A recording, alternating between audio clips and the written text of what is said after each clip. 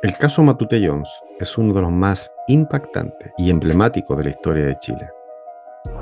Un crimen que conmocionó a la opinión pública y dejó una tremenda huella en la sociedad.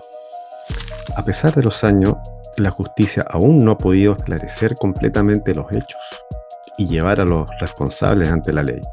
El mayor en retiro, Andrés Ovalle, quien lideró la investigación en su momento, se une hoy a nosotros para compartir su experiencia y conocimiento sobre este caso. A través de su libro Enfermos de cobardía, el falso crimen perfecto, ha documentado los detalles y desafíos que enfrentó durante su investigación. Estamos emocionados de tenerlos con nosotros y escuchar su perspectiva sobre este caso que sigue siendo tan relevante hoy en día. Comenzamos.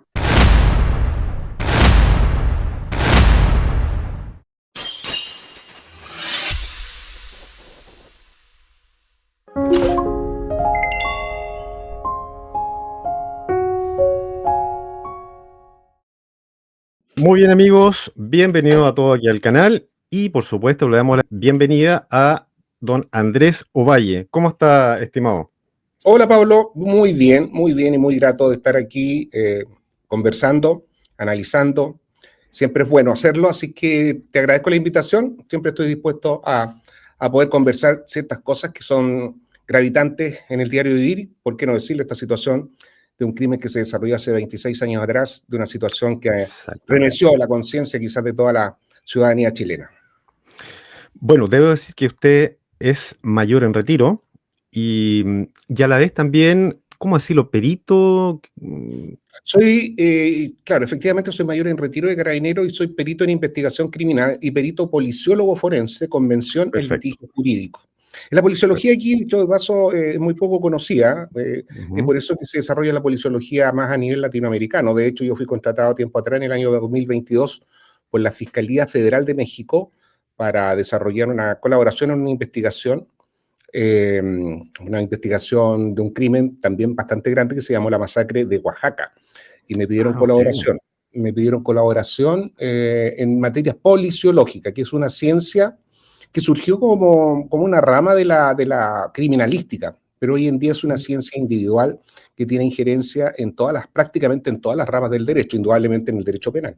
Y a su vez, ¿no es cierto?, es una disciplina auxiliar también del derecho penal, al igual que la criminalística. Mire, interesante. Don Andrés, mire, vamos a hacer lo siguiente, ya, porque aquí en el canal tenemos gente que nos ven no solo de Chile, sino de afuera también. Tenemos mucha gente, amigos de España, que entre comillas, igual España está un poco involucrado, ¿eh? Porque sé que ahí se mandaron a realizar los exámenes. Sí, así Pero es. bueno, ya nos comentará de eso, ¿eh? Sí, cómo no. Sí, y nos gustaría entonces, para comenzar, que nos hiciera un pequeño resumen, justamente para que la gente de afuera pueda comprender ya de los acontecimientos, de cómo se desenvolvió todo este tema de Jorge Matute Johns. Y luego, posterior a eso, nos dedicamos a su libro para ir desenredando toda esta investigación que usted realizó, digamos. Mira, es un hecho que aconteció, ya van a ser en noviembre, el 20 de noviembre se van a cumplir ya 26 años de este hecho, que, como dije antes, conmocionó a todo el país por la situación en cómo se desarrolló y principalmente la desesperación de la búsqueda, ¿verdad?, por parte principalmente de la madre, que se vio desde un principio por los medios de comunicación, y de un hecho que podría decir que prácticamente ocurre todos los fines de semana en las discotecas, ¿no es cierto?, en donde hay peleas, en donde hay situaciones anómalas, agresiones, con participación a veces de los guardias, pero esto, la primera pregunta, ¿por qué sucede en estas condiciones y por qué se genera una situación con la desaparición forzada de una persona que va a recrearse, que va, como cualquier otro joven, a una discoteca? La diferencia está que esa noche se generaban diferentes eventos que la hacían distinta. Pero ese día, vale decir el 19 de noviembre para la madrugada del 20 de noviembre de 1999, ahí se desarrollaron varios eventos, a lo menos 3 o 4. Lo primero es que la discoteca fue arrendada por el Colegio de Abogados de Concepción, ¿ya? Se desarrolló un desfile de moda en las primeras horas de la noche, no de la madrugada. Se desarrolló una fiesta tecno y también una fiesta gay. Para esos años, el tema de estas minorías sexuales, por decirlo de alguna forma, o con orientación sexual distinta, era discriminada, era también rechazada por muchos, lo que hoy en día afortunadamente ya no ocurre, ¿no es cierto?, con todas las situaciones de cómo nos hemos actualizado en el tiempo. Pero en ese tiempo, en esos momentos era distinto, y había muchos que también por esa misma situación ocultaban su condición. Todo ese panorama se generó esa noche. En consecuencia, nadie puede decir que esa noche solamente habían adolescentes de cierta categoría o de cierta estratificación social. Eso son parte de las cosas que se inventaron. Jorge Matute, como otros, llegó a la medianoche bajo los efectos del alcohol, porque como se llama hoy en día, hicieron la previa en la casa de su amigo Gerardo Ah, Roa, ya. con las dos amigas. Disculpe, don Andrés, digamos, Jorge Matute, ¿qué edad tenía en ese Tengo entendido que tenía entre 26 momento? o 27 años. Yo personalmente Ya, nunca lo perfecto. vi, nunca lo conocí, nunca lo conocí. Ujú, Tiene que haber tenido entre 26 y 27 años, y este joven era estudiante de ingeniería forestal en la Universidad de Concepción. De hecho, había ok. participado ese día viernes 19, se había cerrado en Concepción la Expo Corma, que es una exposición de la madera, Ah, sí, en sí, sí, donde sí. acudieron precisamente autoridades de gobierno y autoridades políticas al cierre de esa feria o esa exposición. Bueno, Jorge Matute va a la discoteca, tenía un comportamiento un poco eh, eh, no altanero, sino que efusivo por la situación de que estaba bajo los efectos del alcohol, ¿no es cierto? El alcohol altera a veces los ánimos, y, y obviamente tuvo algunos problemas ahí con los guardias, con el dueño también de la discoteca, Bruno Betanzo, y de acuerdo a la información que se manejaba en ese tiempo y que después se había confirmado, era que al parecer se había sobrepasado con la cajera, que era la pareja de Bruno Betanzo. Y esa situación Perfecto. hace que lo expulsen sobre las 2:30 de la mañana, lo expulsen, lo saquen de la discoteca, y él permanece afuera. No se pudo ir a su domicilio, a su casa, porque no tenía el plata para volver. ¿De dinero? Ajá. Y, claro, no tenía dinero para volver, y tenía que esperar que su amigo saliera, que cerrara la discoteca y su amigo saliera. Siendo aproximadamente las 4:05 de la mañana, se arma un conato de pelea ahí en los estacionamientos, una trifulca que es protagonizada por algunos jóvenes acusando a un sujeto que le llamaban el artesano, que le habían rayado el auto, y salen en persecución de él para golpearlo y todo lo demás. Esa es la escena que después el comisario Héctor Arena de la PDI aprovecha para generar su teoría, argumentando de que ese fue el momento que a Jorge Matute lo golpearon, y que fueron Es que esos jóvenes. ahí comienza la confusión, ¿eh? Ahí empieza la confusión de que Claro. fueron ellos los que golpearon a Jorge Matute. Ellos no tuvieron ningún altercado con Jorge Matute, tuvieron un altercado con este individuo que llamaban el artesano. Esa situación hace que los guardias de alguna forma intervengan, o por lo menos se distraigan con el acontecimiento que ocurre en los estacionamientos, y es el momento que nuevamente, siendo las 4:00 aproximadamente, Jorge Matute aprovecha ese descuido para ingresar. Como estaba bajo los efectos del alcohol, él baja al baño que estaba en el subterráneo, y en vez de abrir la puerta del subterráneo, abre la puerta donde se está desarrollando una reunión privada, en donde habían connotados políticos de la época de alta connotación, habían policías, había parte de las modelos que habían participado en el desfile, y se encontraban consumiendo no solamente alcohol, sino que también cocaína. Droga. Esa reunión había sido patrocinada por un empresario de la gastronomía penquista, que también traficaba cocaína, Uf. y surtía con esta droga a connotados eh, políticos de la época, ¿no es cierto? Y, como dije recién, de connotación. Además, este empresario, que eso era también traficante, contaba con una protección policial, que lamentablemente era compuesta por personal de carabineros, ¿ya? O sea, don Andrés, ¿podemos hablar entonces de crimen organizado? A ver, O, yo en esta oportunidad he querido corregir un poquito esto del crimen ya. organizado, que hoy en día es un concepto que se utiliza en forma reiterada, y también se utiliza por desconocimiento en forma errada. Para que todo, y esto que sirva también para quienes nos van a escuchar, para quienes nos están escuchando y para quienes nos están viendo, es que el crimen organizado es un concepto, no es una figura legal. Y es un concepto que surge en Naciones Unidas más o menos en el año 2000.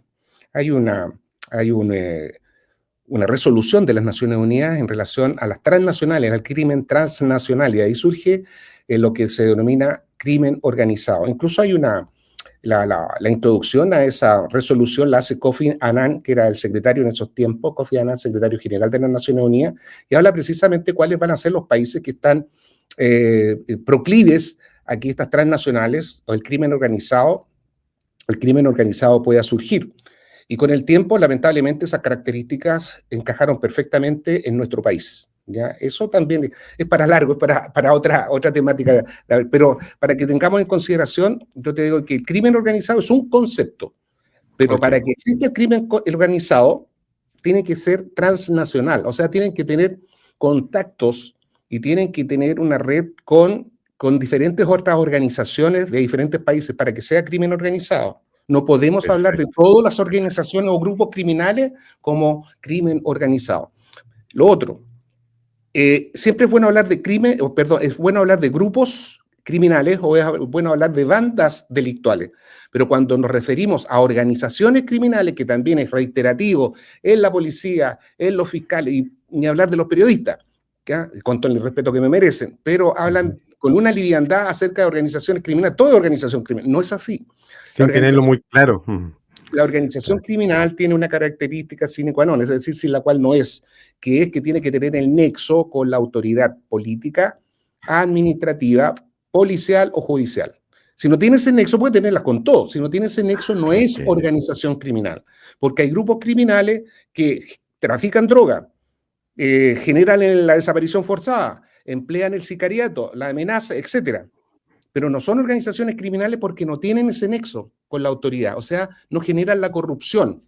Si existe esa conexión, ahí pasa a ser organización criminal. Por eso te dije que es un requisito sine qua non de una organización criminal. No todo es organización criminal. Y vuelvo a repetir, el crimen organizado no es figura legal, es un concepto que surge en las Naciones Unidas. Bueno, se agradece ahí esa aclaración, ¿eh? Sí. Sí, es bueno saberlo. Bueno, podemos decir... Perdona, Pablo, y lo otro. El sicariato tampoco es patrimonio de las organizaciones criminales ni los carteles de droga. Los carteles de droga tampoco existen en nuestro país, tienen otras características. Y el sicariato es muy antiguo. El sicariato, el derecho romano ya lo contemplaba en el año 80 a.C., por la crueldad de sus actos. Sica quiere decir daga y sicario quiere decir hombre daga. Y se generó una ley, Lex Cornelia de Sicaris et Beneficis, ley Cornelia de apuñaladores y envenenadores, año 80 a.C., el Imperio Romano. Ya, eso. Bueno, siempre hay algo nuevo que aprender, hay que saber. Así que se agradece.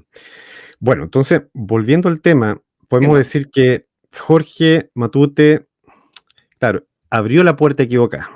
Así es, abrió la puerta equivocada, no se encuentra con el espectáculo, eso es lo que ve, eso es lo que presencia. Y como eran autoridades políticas de connotación, no es cualquiera, porque de repente nosotros aparece un diputado o un senador, y hay muchos que ni siquiera los conocemos, pero no así las autoridades de gobierno y las más representativas, ¿no es cierto? Claro. Y eso es lo que ocurre, o sea, son políticos conocidos, connotados. Y tal vez lo que vio él fue algo en pleno acto que lo dejó muy impactado. Pero aparte de eso, él quiere participar de eso, porque como se había apartado de sus amigos, había estado fuera y toma contacto con esto, bajo los efectos del alcohol, la conducta es distinta y quiere ingresar y participar de la fiesta. Y es por eso que lo rechazan y piden que salga y como de cierta forma, no que se recita, sino que permanece en el interior, llaman al guardia a que han apodado el oso, quien lo toma y lo sube escalera arriba en el subterráneo, tomado de la axila, y la muestra de que así ocurrió es que la chaqueta que con posterioridad se perició en Carabineros en el laboratorio de criminalística de Concepción, presentaba unos desgarros en esa parte de la chaqueta, a la altura de las axilas. Uno se pregunta, bueno, ¿y por qué la chaqueta, por decirlo de alguna forma, sobrevivió ahí? Porque para tratar de zafarse de esta postura en lo que tenía el guardia, Jorge Matute se la saca. De ahí trata de apartarse del guardia, la chaqueta queda tirada en el suelo, en el pasillo. Y después le fue entregada a Gerardo Roa esa chaqueta, tengo entendido. Yo nunca la vi. Recordemos que esto ocurrió en el año 1999, en la madrugada del 20 de noviembre, y yo me incorporé por orden del mando institucional a esta investigación el 5 de junio del año 2000, o sea, 7 meses después. Por lo tanto, yo no tuve acceso a esas pericias que se hicieron y que las hizo en la OCAR, entre ellas la chaqueta a la que hago mención. Lo saca golpeándolo con una manopla en forma violenta, lo deja en estado inconsciente y gravemente herido. Por eso el cráneo con posterioridad, cuando fueron allá a la osamenta el 4 de febrero del año 2004, presentaba una fisura frontal y la ausencia de 3 piezas dentales superiores. ¿Ya? Don Andrés, ahí yo creo que hagamos un alto. Mire, lo voy a ir sorprendiendo mientras estamos en esta entrevista. Ya me parece Yo no bien. le comenté, pero yo soy de Concepción. Ah, Nacido mira, y criado en Concepción. yo soy penquista de corazón. Claro, mire qué bien. De hecho, bueno, en esos años, yo siendo joven, trabajé algunos días en un negocio, un local que se llamaba Moon Plaza, que está al frente del mall, muy cerquita de lo que era la Cucaracha. Sí, Imagínense. por Lomo San Andrés. Sí, Lomo San Andrés, exactamente, exactamente. Bueno, la cosa es que yo conocí al oso. Conocí a Bruno Betanzo y a su pareja. Nunca fui amigo, nunca tuve contacto con ellos. ¿Por qué los conocí? Porque en más de alguna, digamos, en alguna ocasión me topé con ellos en una disco porque trabajé una que otra vez en eventos que se hacían de vez en cuando. Hay un montón de eventos, usted sabe. ¿Ya? Pero sí sabía parte de sus personalidades, ¿ya? Por ejemplo, a este que le apodaban el oso, me gustaría, ¿qué opina usted? Pero yo tengo entendido que él, como le digo, yo nunca he sido amigo de él, sí lo saludé un par de veces, pero él tenía entendido que era como un poco matón. O sea, no era la primera vez que golpeaba a alguien. A él le gustaba pelear, ¿ya? Era un tipo muy, muy grande, ¿ya? Y abusaba de su fuerza. Así es. Eh, yo me pregunto, ¿qué pasó con esa situación? ¿Qué opina usted de él y por qué él, digamos, con esos antecedentes de que se supo que él fue el que golpeó a Jorge Matute, por qué él no fue procesado como se debe, digamos? Sí, mira, ¿Qué pasó ahí? el tema, yo no conocí ni pude interrogar ni tomar declaraciones a ninguno de los guardias ni al dueño de la discoteca, Bruno Betanzo, porque me fue estrictamente prohibido por la magistrada Flora Sepúlveda. Cuando yo me hago cargo del caso y aproximadamente a fines de junio yo le entrego información relevante para la investigación o el proceso que ella sustanciaba y me entrego una orden en mérito precisamente a la información que yo le estaba aportando, pero me señala claramente o taxativamente, me dice, a Bruno Betanzo no me los toca. O sea, tuve provisión. Y me lo dijo no en una oportunidad, sino que me lo dijo en 2 oportunidades. Por lo tanto, yo nunca les pude tomar declaración. Ahora, yo me interioricé por la personalidad de este personaje y de los demás que participaron en esta situación como gente perteneciente a la discoteca La Cucaracha, por los antecedentes anteriores, las declaraciones que se le tomaron al principio, en los inicios de la investigación por parte de Carabineros. Y habían algunas declaraciones donde confirmaban que era un hombre violento, que un hombre que en forma permanente estaba amenazando con golpear a las personas que de alguna forma tenían un mal Sí, comportamiento dentro de la discoteca. Y aparte de eso, cuando ocurrió lo de Jorge Matute, hay también declaraciones en donde dice que él golpeó fuertemente la pared, ¿ya?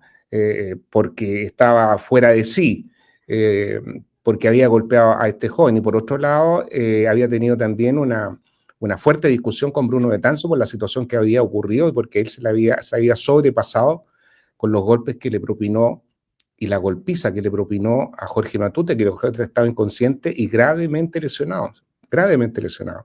claro. Por lo tanto, sí concuerdo plenamente en lo que tú das a conocer, de que era un hombre violento, un hombre que abusaba de su fuerza física y su contextura física con respecto a las demás personas. Exacto, exacto. Claro, a mí me extrañó esa situación de que si se supo que fue él que golpeó, digamos, a Jorge, porque nunca todo quedó ahí, pero ahora ya Sí. se va entendiendo. O sea, bueno, aquí ya empezamos a ver algo de corrupción, creo yo, porque ¿cómo la magistrada puede, no sé, proteger eso, tapar Mira, eso? hay varias cosas que desde el principio de este proceso parte mal. Estamos hablando de una presunta desgracia. Tú sabes cuántas denuncias, y creo que también que nos están viendo, cuántas denuncias se hacen a nivel nacional diariamente, entre 60 y 70 denuncias a nivel nacional por presunta desgracia. Muchas son no resueltas, entre comillas, se resuelven sobre la base que fueron desapariciones por 3, 4 días y después la persona que se quiso ir volvió, y se da mucho en adolescentes o jóvenes. Esa es la cantidad, de acuerdo a las estadísticas policiales, la cantidad de presuntas desgracias que hay a nivel nacional.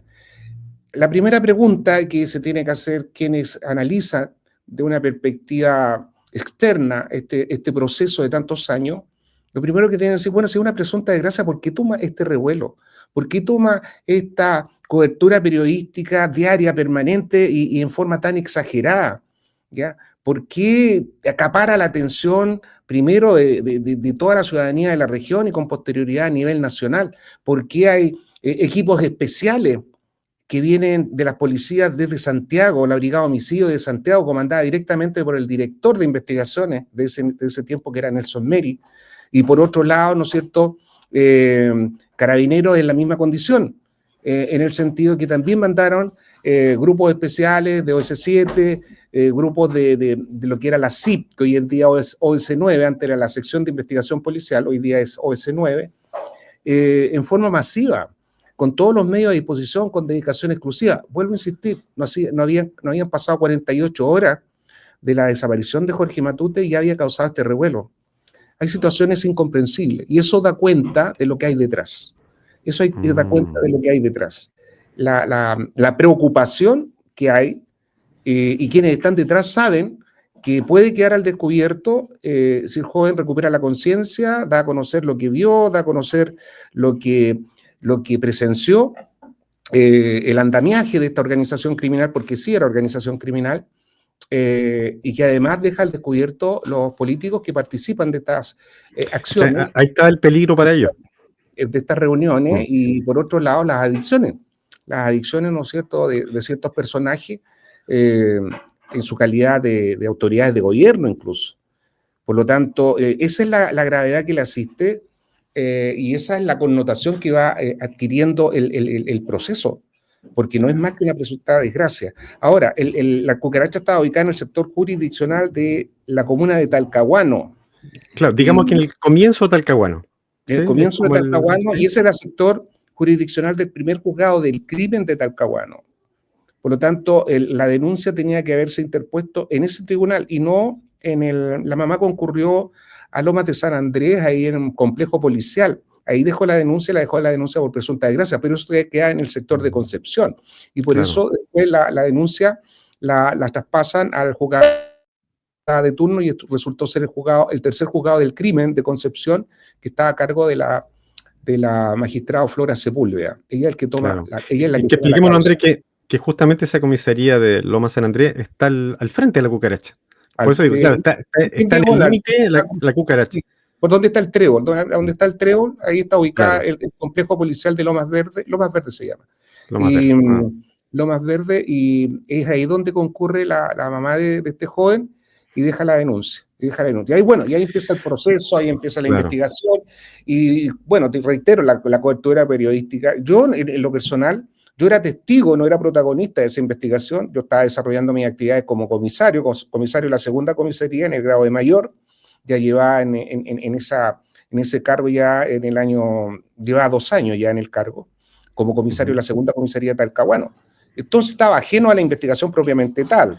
Claro. Y lo único que recibimos de la zona de Carabineros, que toda la información que pudiéramos obtener, se la entregáramos a un comandante que estaba a cargo de un equipo que se había generado para estos propósitos de la investigación. Un equipo multidisciplinario de Carabineros, así se llamó, a cargo de un teniente coronel, un comandante de Carabineros, quienes empezaron la investigación.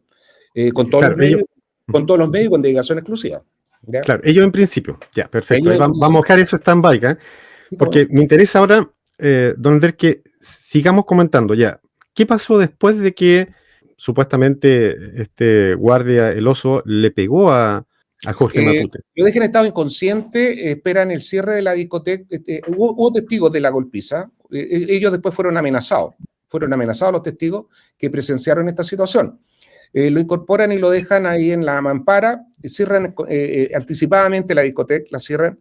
Los comensales que se encontraban en la reunión privada, ellos no subieron porque el subterráneo y específicamente esa dependencia donde se generó esa reunión tenía una puerta que daba directamente a los estacionamientos.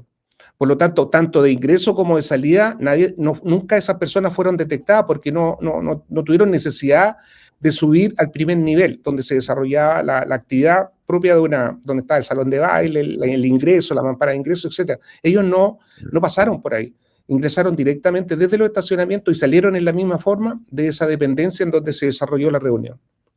Así que esperan el cierre, lo bajan al subterráneo, y es por eso que queda la huella indeleble del paso de cuando lo llevan en estado inconsciente a Jorge Matute, y es esa la escena que su amigo Gerardo Roa ve y que después la niega, pero es esa escena en donde los guardias mantienen a una persona en estado inconsciente, la presencia Gerardo Roa, que era el amigo que lo acompañaba, y no quiso intervenir por miedo.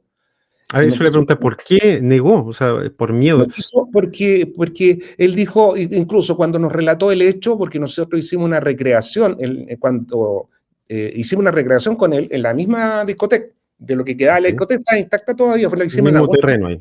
En agosto del año 2000 hicimos esa recreación y le preguntamos qué es lo que había pasado, y él quedó paralizado. Dice que ve la escena de donde que está al ingreso de la discoteca, en la mampara, y ve esa escena. Era un pasillo, no había visión para el salón de baile de donde estaba la poca gente que quedaba.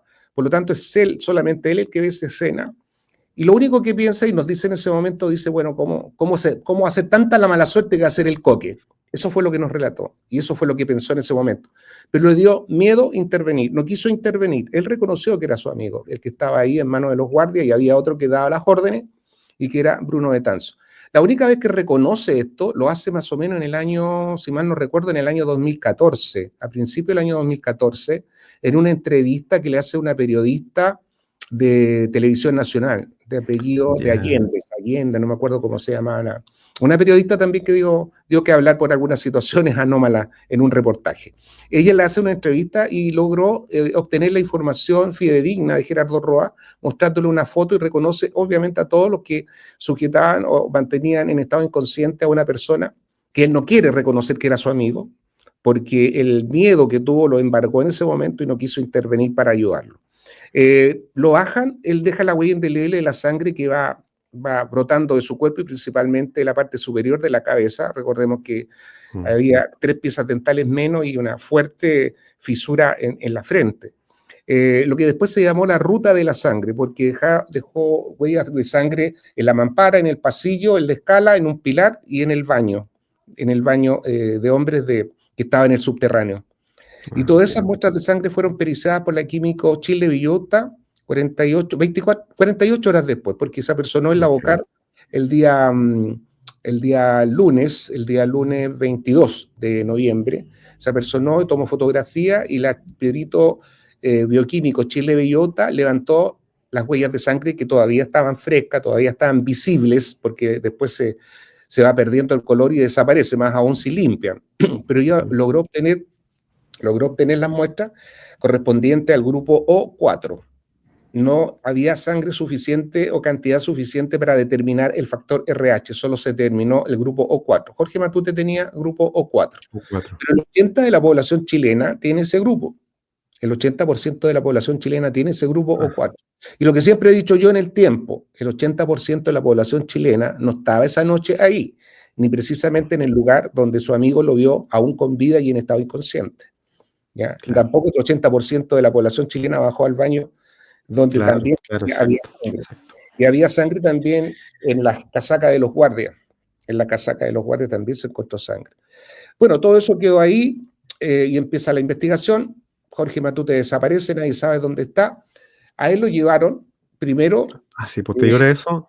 Lo llevan, después cuando cierran la discoteca no hay nadie, lo llevan a la posta, porque no era hospital todavía, era posta, la posta de Hualqui, para ver que lo atendieran, porque Bruno Betanzo, en su calidad de médico, porque era médico, tenía algunos... Entre comillas, digamos.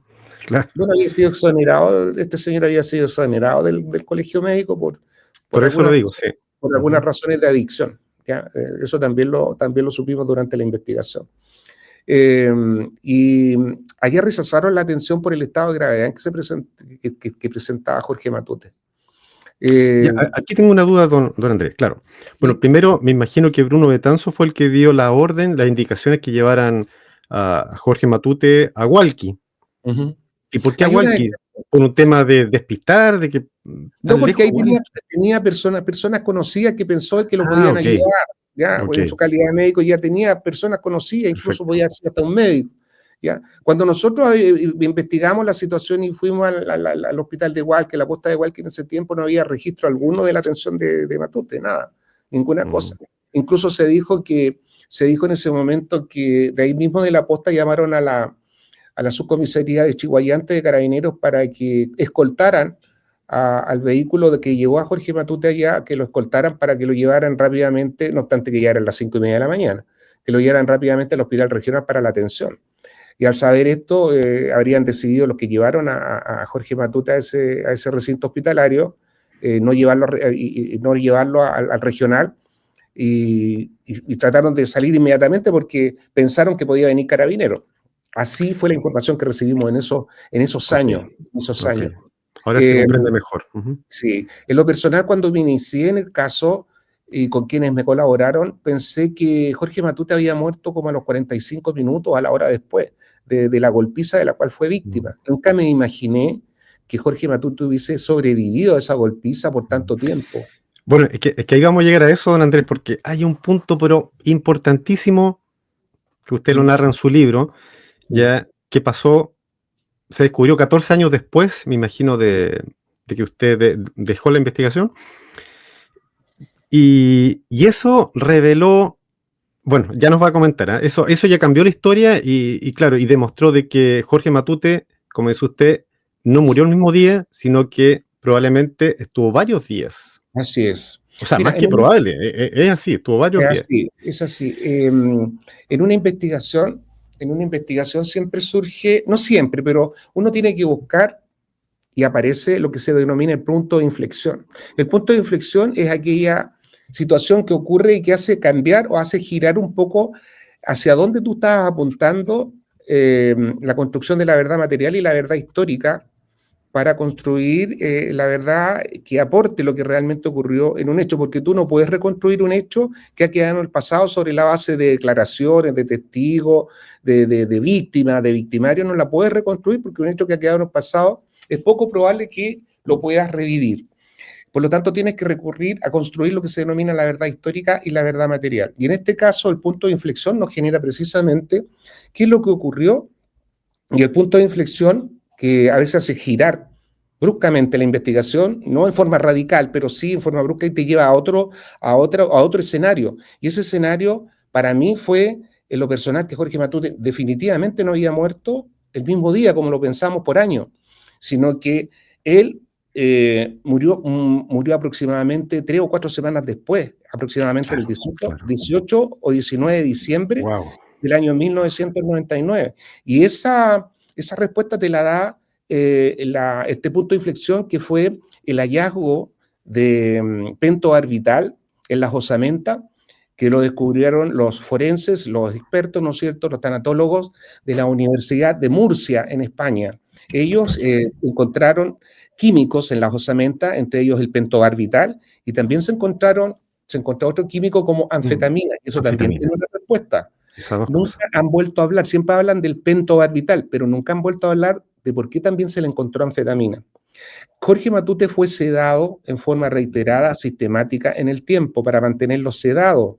El pentobarbital es un barbitúrico que está en desuso en nuestro país, ya no se utiliza. Como lo he dicho en otra oportunidad, ¿por qué no se utiliza?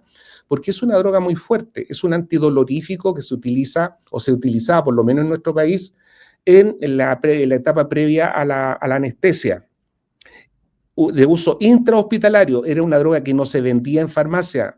En consecuencia, no es una droga recreativa como algunos también trataron, ¿no es cierto?, de darla a conocer. Entre ellos un periodista de Canal 13 que hizo un reportaje dando a conocer que era una droga de normal uso, tenía muchos usuarios. Eso es una mentira, es No, no, mentira. no, Parte de los distractivos, parte de este enredo que armaron intencionalmente claro, para desviar la investigación.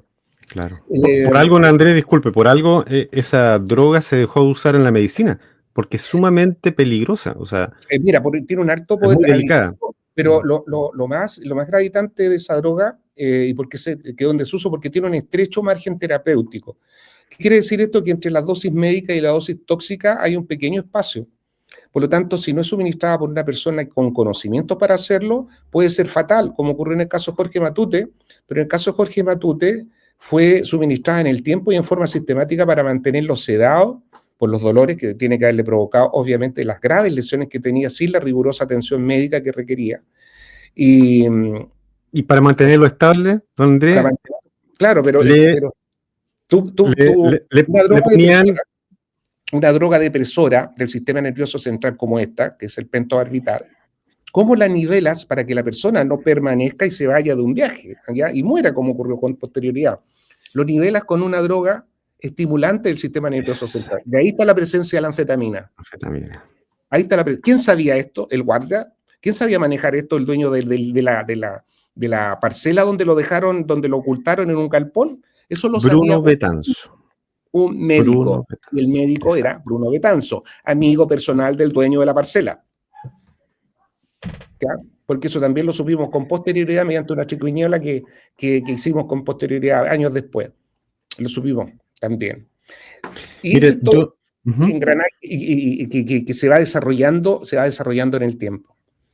yo sé, Andrés, que usted Sí. con todo esto igual vivió una impotencia porque supo muchas cosas y estaba como de brazos cruzados, o sea, no podía, digamos, hacer justicia de un día para otro. O sea, lamentablemente había gente en el poder, llamémosle así, que quizás ponían obstáculos que le impedían a usted poder dar a conocer todo esto. ¿Es así o me Así es. equivoco? No, no te equivocas para nada. El tema, mira, retrocede 26 años atrás.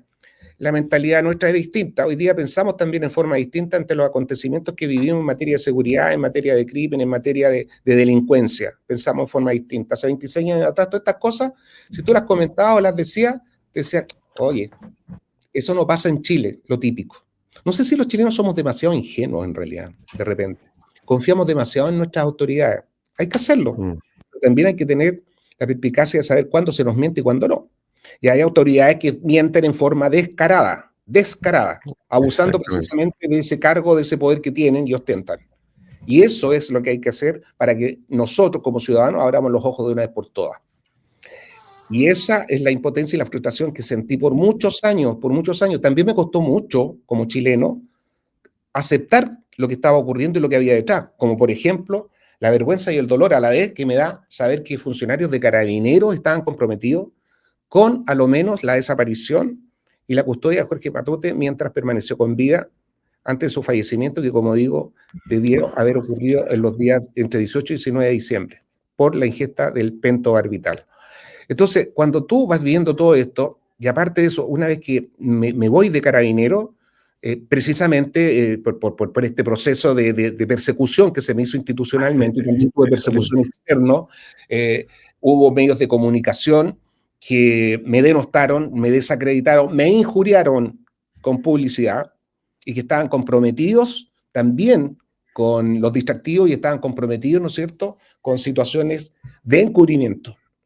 Así es simple. Pero, don Andrés, yo aquí tengo la duda, ¿y por qué en algún momento la familia de Jorge Matute como que se fue en su contra? ¿Por qué habló mal de usted si en el fondo usted Ahí está está, desenredando todo el misterio? ahí está la presencia directa del señor Héctor Arena Díaz de la PDI, que influyó negativamente sobre mi persona e influenció directamente a la familia Matute y especialmente a Alex Matute Johns, que fue en forma constante y reiterativa generando acusaciones injuriosas con publicidad hacia mi persona. En una oportunidad manifestó que yo había hipotecado la institución, Los que hipotecaron la institución fueron otros, los que estuvieron detrás de la muerte y desaparición de su hermano, no yo. ¿Ya? Y debía también pensar hasta qué punto el señor Héctor Arena actuó en la forma correcta como policía, porque hay varios elementos dentro del proceso y que yo los hago presente en mi libro de las situaciones que el señor Héctor Arena hizo que no le correspondía generar a un policía. Él se adueñó del proceso, hizo lo que a él le convenía y también lo que le habían ordenado hacer. Y eso también lo voy a conocer en el libro. y también lamentablemente cae en esta misma temática o en estas mismas políticas de desacreditación y también para generar una confusión en este caso, lamentablemente, con quien yo confiaba mucho y tenía una imagen muy potente de ella, que es la ministra Carola Rivas. Porque en una entrevista que hace, que yo selecciono dentro de todas las entrevistas que analicé de ella, y que está íntegra en el también, la analizo por la cantidad de mentiras y de falsedades que ella da a conocer en esa entrevista. Así de simple, y lo digo con todas sus letras, no tengo ningún temor porque está demostrado. Las mentiras que da a conocer ella. Yo quedé gratamente impresionado cuando la conocí porque se notaba que estaba haciendo un trabajo arduo. Ella tenía el firme compromiso de llegar a la verdad. ¿Qué le pasó después? No tengo idea. Claro. No tengo idea. Pero ella tenía el firme compromiso. De hecho, que cuando... Donde uno se pregunta, don Andrés, ¿qué pasa ahí? O sea, ¿hay gente conocida, hay gente involucrada en común? O sea, mira, ¿por Pablo, qué tapaban tanto? Cuando esa entrevista que yo analizo y que pongo íntegra la transcribo íntegra en el libro, ella en un momento determinado argumenta situaciones que no guardan relación con la realidad y da a conocer que, para denostarme, en una de esas respuestas dice, bueno, el mayor Ovalle, que yo sepa, que abunda en los programas de televisión en esa forma muy despectiva, porque hay una estrategia. Cuando tú anulas al emisor, cuando tú anulas o desacreditas al emisor, anulas el mensaje. Usó la misma política que utilizó Héctor Arena Díaz, que me desacreditó, me desautorizó y me denostó públicamente. En algunos de sus informes decía que yo formaba parte de un complot para desviar la investigación, que había recibido instrucciones del alto mando institucional de Carabineros para desviar la investigación. Están en los informes de él. Las copias las tengo yo guardaditas, las tengo guardadas. Y eso salió publicado también en el diario La Tercera en el año 2000. O sea, a ese nivel se llegó para desacreditarme, porque, dicho sea de paso, te digo, era el único disidente con respecto a buscar realmente la verdad. Porque hay muchos que decían buscar la verdad y tengo el justo y legítimo derecho de dudar de ello. Y son estas personas que acabo de mencionar. Y no tengo ningún empacho en decirlo porque tengo todas las pruebas para demostrarlo que así fue. Y así era. ¿Ya? Y esa impotencia, esa frustración se agudizaba cuando veía, ya por salud mental, ni siquiera quería ver reportajes que se dieron en todos los años, por años, 5 o 6 años, reportajes relacionados con el caso Matute, y cuál de ellos era más falto de verdad, cuál de ellos era más carente de la verdad.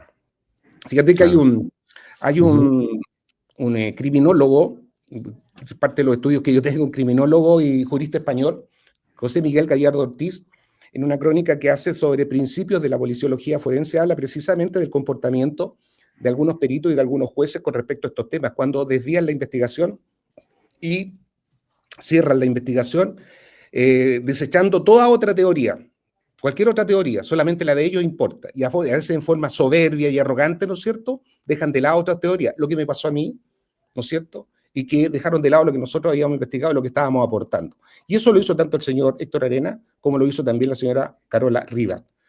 Y tal como lo dice el jurista español, dice, tratando de impedir apodícticamente cualquier posibilidad de refutación. ¿Qué quiere decir apodíctico? Que expresa o encierra una verdad concluyente y no deja espacio a dudas ni discusión.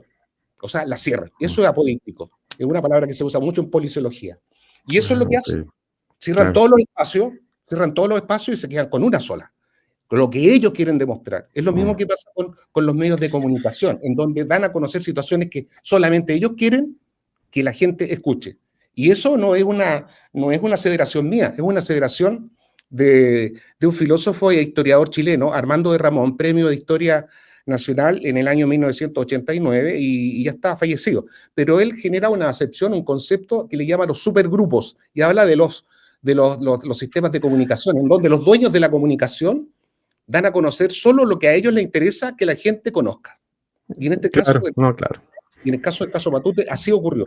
Por eso hay un compromiso generalizado, no solo de la institucionalidad, sino que también de algunos medios de comunicación para enlodar, para entorpecer, para enredar el caso. Porque después hay mucha gente que no logra entender. Yo a veces me pongo a mirar algunos comentarios de las mismas entrevistas que me han hecho, Lo hago con dos intenciones. Una, para saber cómo estar. Bueno, y aparte de eso, agradezco muchas opiniones y muchos conceptos que han vertido sobre mi persona. Soy un eterno agradecido de muchas personas que valoran lo que yo he hecho en todos estos años. Muy agradecido. Pero aparte de eso, también me gusta ver, porque también en los comentarios a veces se hacen presentes los que están detrás del encubrimiento, generando las mismas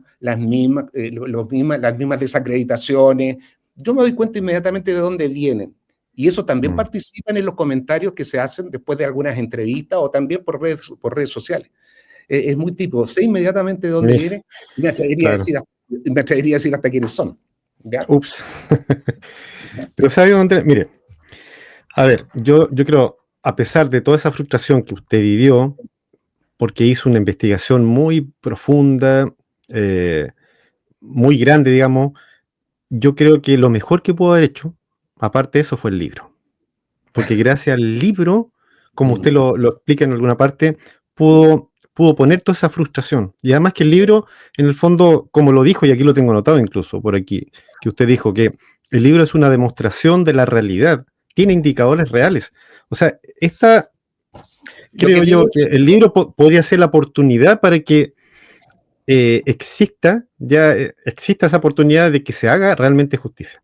Mira, lo que digo en el libro te lo voy a decir tal cual. Lo que digo en el libro, nuestra teoría dejó de serlo. Es una descripción de lo real. Es una mecánica, una lógica observable y demostrable por sí sola porque tiene indicadores de lo real. No es lo mismo que una teoría, porque una teoría es la observación de la realidad. Claro. Esto es la descripción de la realidad, que tú la puedes demostrar por sí sola porque tiene indicadores de lo real. Esa es la diferencia. Nadie lo puede objetar. Nadie lo puede objetar. Exactamente. Y no es soberbia lo que estoy poniendo, no es por soberbia lo que estoy poniendo, son los hechos. No, y lo mismo, las palabras que no están sustentadas en hechos no son verdades. Y para que tú tengas que comprobar un hecho, tienes que, y tal como lo dice la doctrina procesal, el objeto de la prueba no son los hechos, son las afirmaciones que tú hagas de los hechos. Y yo llego a la conclusión sobre la base de 4 hechos individuales debidamente comprobados, y a través de las afirmaciones que hago de esos hechos, llego a la verdad de lo ocurrido con Jorge Matute Johns. Exactamente. Bueno, y por cierto, para la gente que nos ve de afuera, el libro se puede obtener por Amazon. Sí, por Amazon. Y también está en algunas librerías acá de Chile. Sí, en la librería Chema Librería, arroba Chema Librería es. Está en Apoquindo, para acá, para Santiago. Pero en estos momentos ha habido mucha gente que ha tomado contacto conmigo a través de mi Instagram. Mi Instagram es arroba enfermos de cobardía. Claro, como el libro, sí, lo tengo con el libro. Arroba enfermos de cobardía, mucha gente ha tomado contacto conmigo y yo le he hecho llegar el libro directamente se los he hecho llegar el libro, de gente de Concepción, de Chillán, de Ovalle, de Osorno, de Puerto Montt. Me han llamado mucho, y próximamente yo creo estar en un par de semanas más, voy a estar por Concepción haciendo una presentación del libro y obviamente entregándolo para la firma a quienes quieran. Voy a comunicar oportunamente. Me avisa, por favor, don Andrés, me avisa, yo voy a estar ahí, ¿eh? Sí. Ya me ofrecieron el lugar donde estaba a ser, y ya venía O'Higgins, cerca de con Castellón prácticamente. Perfecto, ya. Vamos a estar ahí. Lo voy a comunicar oportunamente y ahí llevaría una cantidad importante de libros, porque me interesa Concepción, es donde ocurrieron los hechos, y como te dije antes, soy penquista de corazón. Qué bueno, qué bueno. Bueno, además hay que decir que, a ver, aquí no estamos hablando de una novela como Agatha Christie, como Arthur Conan Doyle, ya, si bien estamos hablando de un hecho real, pero también el libro nos deja ser interesante, ¿eh? Es muy entretenido, interesante, y un libro bien profundo, ¿eh? Y largo, ¿eh? Son como alrededor de 600 páginas. Sí. 680. Mire, pero... Y tiene 27 capítulos. 27 capítulos. Claro, pero vale la pena leerlo para la gente quede más claro y saque sus propias conclusiones. Mira, generalmente cuando yo leo precisamente lo que te dije antes, alguna comentario que son buenos, siempre es bueno. Toda la gente tiene el derecho, el justo derecho de ¿cuánto se llama?, de generar sus propias teorías, ¿ya? Pero muchas teorías son generadas producto de la visión que tienen, y esa visión la tienen por los medios de comunicación. Y muchos medios de comunicación en base a este encubrimiento por tantos años, no actuaron conforme a la verdad de los hechos, la tergiversaron, la enredaron, porque se buscaba eso, generar confusión en la ciudadanía para que nunca se supiera cómo se generaron los hechos, quiénes estaban comprometidos y hacia dónde apuntaba todo esto. Uno de los últimos reportajes que se dio por televisión lo hicieron en Televisión Nacional, si mal no recuerdo, me vinieron a tomar entrevistar aquí, me di cuenta inmediatamente que había un sesgo, ya querían apuntar hacia algo y no me equivoqué porque cuando terminó ese reportaje de ese canal, que fue en febrero del año antepasado, si mal no recuerdo, el 2023, terminaron cerrándolo con estamos en presencia del crimen perfecto, algo así. Por eso... al final ponen lo que quieren. Y ahí, claro, fue en el 2023, porque ahí ya dije, ya, esto tengo que publicarlo por el libro. Ahí me decidí a publicarlo, y el libro originalmente se llamaba Enfermos de cobardía, testigo y protagonista de una investigación. Pero y ahí yo le cambié porque también lo conversé con mis más cercanos y con algunos colaboradores que hemos seguido trabajando, no solamente en este caso, sino en muchos otros casos más, pues, como peritos y como investigadores. Y me dijeron, pero ponle más, que se sepa de qué se trata. Y ahí yo cambié y me acordé de este reportaje que lo encontré falto a la verdad. Jorge Matute Johns, el falso crimen perfecto. Es por eso le cambié el subtítulo. El falso crimen perfecto. Todo por algo, ¿eh? Lo decidí en febrero del año 2023 y ya en octubre de ese mismo año lo entregué a Amazon para la edición y lo editaron en Estados Unidos. Y curiosamente, mira, hay cosas que no pasan por casualidad. A muchas personas no existen las casualidades. Me comunicaron de Estados Unidos cuándo fueron registrados fue registrado el derecho de autor. ¿Y sabes cuándo fue registrado? El día 20 de noviembre, un aniversario más de la desaparición de Jorge Matute, el mismo día. Qué coincidencia, coincidencias del universo. Casualidades, de acuerdo a cada cual como lo piense, pero son situaciones que ocurren, ¿te das cuenta? Así que estoy contento por haber desarrollado este libro y contento a la vez la recepción que ha tenido en la gente, en las personas, y como te dije al inicio también agradezco infinitamente las elogiosas palabras que muchos han tenido hacia mi persona. Bueno, yo que me he dedicado en forma constante a esta situación, en forma perseverante por tantos años. Bueno, yo también de mi parte, como le comenté en algún momento, todo mi apoyo, ya de mi parte para usted. Creo firmemente en todo lo que dice. Gracias, Pablo. Y bueno, espero verlo cuando vuelva aquí a Conce. ¿Estás en Concepción ahora? Sí, no, yo, como le dije, nacido y criado aquí en Concepción. Bueno, voy a ir a Concepción y ahí te voy a avisar, como ya estamos conectados, te voy a avisar para que nos conversemos y conversemos del tema. No, me encantaría. Voy a avisar cuando voy para allá con los libros, ¿ya? Perfecto. Mejor así obtengo un libro autografiado. Para la gente que esté interesada, así que te voy a avisar y sería interesante que tú también lo divulgaras cuando esté por allá. Sí, por supuesto. Ahí podemos hacer una nota para el canal, estaría estupendo. Don Andrés, no sé si para terminar quiere decir lo último, lo que usted quiera libremente y nos despedimos. Hay cosas que a mí me gusta mucho el pensamiento y más cuando me identifica. Mucho tiempo atrás leí un libro de Jerzy Kosinski, una novela, Cita ciega, y siempre me quedó grabado algo que dice el protagonista de esa novela cuando se entrevista con un disidente de lo que antiguamente era el bloque oriental, en la Europa oriental, que estaba cercenado, por así decirlo, por el muro de Berlín o con la cortina de hierro, que como se llamaba en ese tiempo. Entonces el disidente le pregunta al protagonista de la historia, porque se escapa del muro de Berlín, y le pregunta cómo es la gente en Occidente.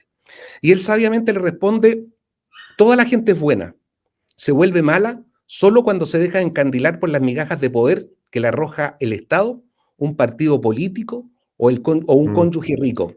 Y entonces olvidan que su poder no es más que el camuflaje pasajero de la mortalidad, que encaja perfectamente en todos los poderes fácticos que están detrás de la desaparición y muerte de Jorge Matute Johns, el primer desaparecido en democracia por la acción de agentes de Estado. Y el Estado al que ellos pertenecían lo negó. Gracias, Pablo. Gracias, estimado Andrés. Y nos vemos muy pronto. Un saludo para todos, amigos de España, Chile, México. Nos vemos. Muchas gracias. Un saludo a todos. Perfecto.